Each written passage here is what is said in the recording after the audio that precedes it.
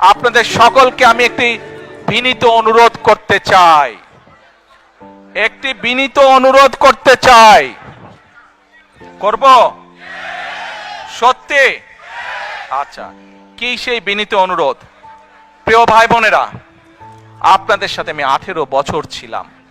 বিভিন্ন সময়ে বিভিন্ন অনুষ্ঠানে অনেক মানুষের সাথে দেখা হয়েছে।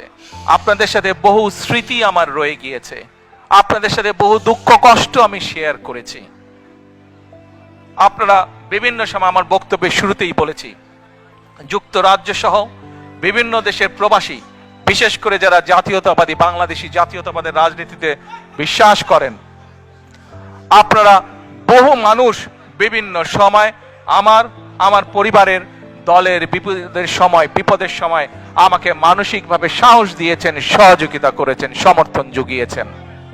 আজকে বিশেষ করে লন্ডনে যারা আছেন, বিশেষ করে তোমরা যারা ইয়াং আছো, ছবি তোলার জন্য পাগল হয়ে যাচ্ছ, প্রত্যেকের কাছে আমার একটি অনুরোধ, 25 তারিখে ইনশাআল্লাহ আপনাদের দয়া আল্লাহর রহমতে আমি দেশে ফিরে যাব।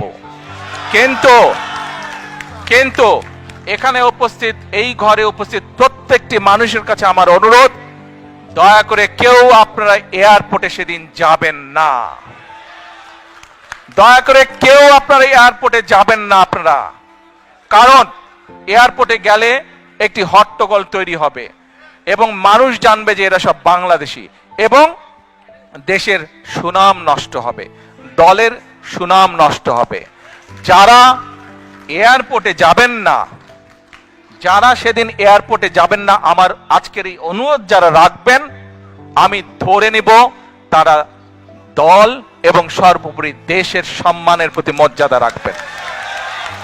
আর আমার মানা করা সত্ত্বেও, আমার অনুরোধ করার পরেও যারা যাবেন, আমি ধরে নিতে বাধ্য হব যারা ব্যক্তিগত স্বার্থের জন্য সেখানে গিয়েছেন।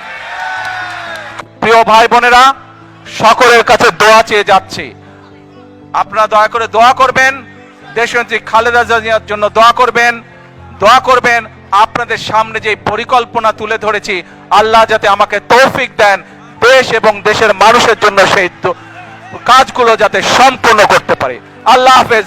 বাংলাদেশ জিন্দাবাদ, বাংলাদেশ জাতীয়তাবাদী দল জিন্দাবাদ। আসসালামু আলাইকুম।